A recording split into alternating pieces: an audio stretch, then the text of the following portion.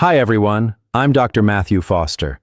Today, I'm going to share a simple, science-backed morning routine that can boost your energy, sharpen your focus, and help you feel healthier every single day. Let's get started. What if I told you that the difference between waking up exhausted and dreading the day and waking up feeling calm, clear, and actually in control of your life comes down to just 7 small habits? Not expensive therapy sessions, not some miracle supplement, not quitting your job and moving to the mountains, just 7 simple, science-backed habits that you can start today in the next 10 minutes for free.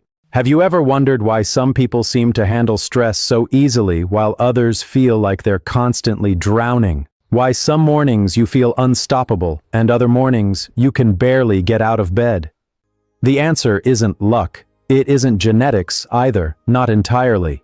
According to psychiatrist Dr. Matthew Foster, who has spent over 15 years studying the connection between daily behavior and emotional well-being, our mental health is shaped far more by our daily routines than most of us realize. So if you've been feeling anxious, overwhelmed, foggy, or just not like yourself lately, stick around, because by the end of this video, you're going to have 7 practical tools that can genuinely change how you feel, starting today.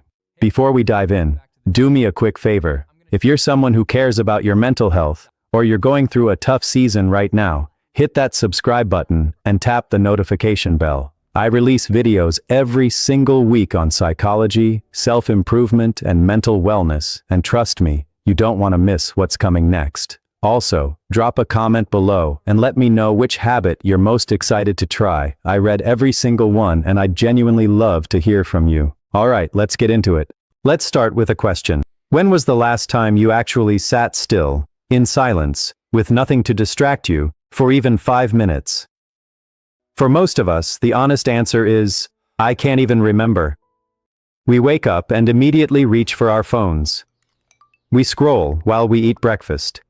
We listen to podcasts while we drive. We watch videos while we fall asleep.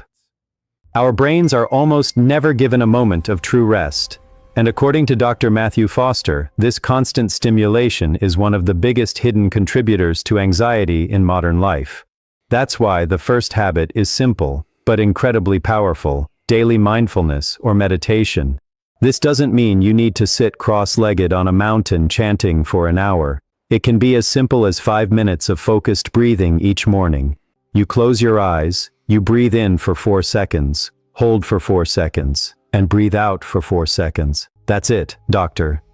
Foster explains that this kind of practice activates the parasympathetic nervous system, which is basically your body's built-in calming mechanism. Over time, this small daily habit can lower cortisol levels, reduce anxiety, and help you respond to stress instead of reacting to it. Isn't it interesting that something so small could have such a big impact? Give it a try tomorrow morning before you even check your phone, and notice how different your day feels. Now let's talk about something you've probably heard 1,000 times, but let's actually understand why it matters. Have you ever noticed how a bad night's sleep can turn you into a completely different person? Suddenly you're irritable, you can't focus, and everything feels 10 times harder than it should. That's because sleep isn't just rest. It's when your brain literally repairs itself. The second habit is prioritizing quality sleep, and this goes far beyond just getting 8 hours. Dr. Matthew Foster often tells his patients that sleep quality matters just as much as sleep quantity. During deep sleep, your brain clears out toxins, processes emotional experiences from the day, and consolidates memories. Without it, your emotional regulation basically falls apart. So, what can you actually do about this? Start by creating a wind-down routine 30 minutes before bed. Dim the lights, put your phone away, and avoid anything overly stimulating. Your bedroom should be cool, dark, and quiet. And here's a question worth asking yourself. Are you sacrificing sleep for scrolling? Because if you are, you might be trading your mental health for a few extra minutes of mindless content. Try going to bed just 20 minutes earlier tonight and see how you feel tomorrow. Let's move on to habit number 3, and this one might surprise you with how powerful it actually is. Movement, not intense workouts, not hours at the gym, just regular movement throughout your day. Have you ever gone for a walk after feeling stressed or upset and noticed that somehow, by the time you got back, you felt just a little bit lighter? That's not a coincidence. Dr. Matthew Foster describes exercise as one of the most underrated antidepressants available to us, and the research backs this up. Physical movement releases endorphins, but it also reduces levels of stress hormones and improves the way your brain processes emotions. The beautiful thing here is that you don't need to run a marathon. A 20-minute walk outside, some stretching in the morning, or even dancing around your living room can trigger these benefits. The key is consistency over intensity. So, here's a question for you. What's one small way you could add more movement into your day, starting tomorrow? Maybe it's taking the stairs instead of the elevator, or going for a walk during your lunch break. Small changes, done consistently, create massive results over time. Now, let's talk about something that might feel a little uncomfortable to admit. How connected do you actually feel to the people around you? Not just physically present, but truly connected? This brings us to habit number 4, nurturing real, meaningful relationships. We live in a world where we have hundreds of online friends and followers, yet loneliness is at an all-time high. Dr. Matthew Foster points out that human beings are wired for connection, and isolation, even when we're surrounded by people, can seriously damage our mental health. This doesn't mean you need to become a social butterfly overnight. It simply means being intentional. Call a friend you haven't spoken to in a while. Have an actual conversation with a family member instead of a quick text exchange. Make eye contact and truly listen when someone is talking to you. These small moments of genuine connection release oxytocin, which helps reduce stress and increase feelings of safety and belonging. So ask yourself, who is one person you could reach out to today just to check in? That single text message might mean more to both of you than you realize. Habit number 5 is one that we often overlook because it feels almost too simple to matter. Gratitude. Have you ever noticed how your brain seems to naturally focus on what's going wrong rather than what's going right? That's actually not your fault. It's called negativity bias, and it's built into how our brains evolved to keep us safe from threats. But here's the problem. In modern life, that same bias keeps us stuck in a cycle of stress and dissatisfaction. Dr. Matthew Foster recommends a simple daily gratitude practice to help rewire this pattern. Each night, or each morning, write down 3 things you're grateful for. They don't have to be huge. Maybe it's a good cup of coffee, a kind text from a friend, or simply the fact that you got through a hard day. Over time, this practice trains your brain to notice the good things more naturally, which genuinely shifts your overall mood and outlook. Isn't it wild that something as simple as a notebook and a pen could rewire the way your brain processes reality? Try it for just 7 days, and pay attention to how your mindset starts to shift. Now let's talk about habit number 6, and this one is deeply connected to everything we've already discussed. Setting boundaries. Have you ever said yes to something you desperately wanted to say no to, and then felt resentful or exhausted afterward? Most of us have.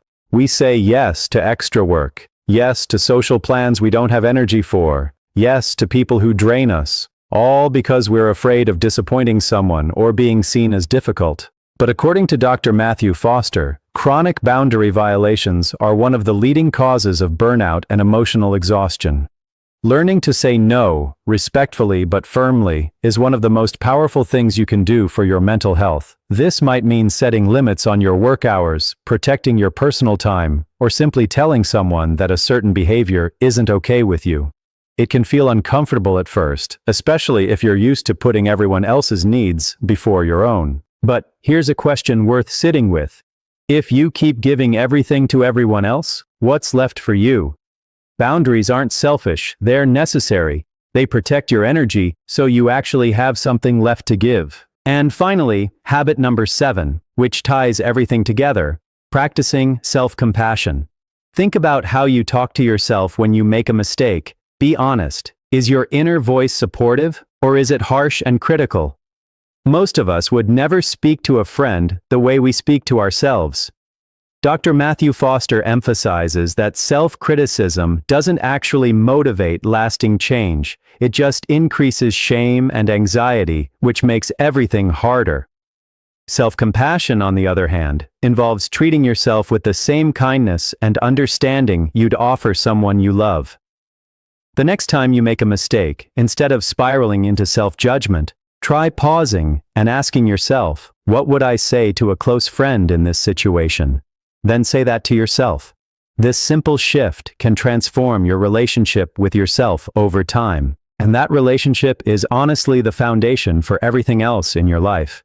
If you don't feel safe and supported within your own mind, everything else becomes so much harder.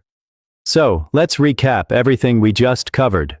We talked about mindfulness and meditation to calm your nervous system. We talked about prioritizing quality sleep to let your brain properly recover. We covered the power of regular movement to boost your mood naturally. We discussed the importance of nurturing real relationships instead of surface-level connections. We explored how a simple gratitude practice can rewire negativity bias. We talked about setting boundaries to protect your energy. And finally, we ended with self-compassion, learning to treat yourself with the kindness you deserve. According to Dr. Matthew Foster, you don't need to implement all 7 of these habits overnight. In fact, trying to change everything at once often backfires and leads to burnout before you even get started. Instead, pick just one habit from this video, the one that resonated with you the most, and commit to practicing it for the next 7 days. Small, consistent actions almost always outperform big, unsustainable changes.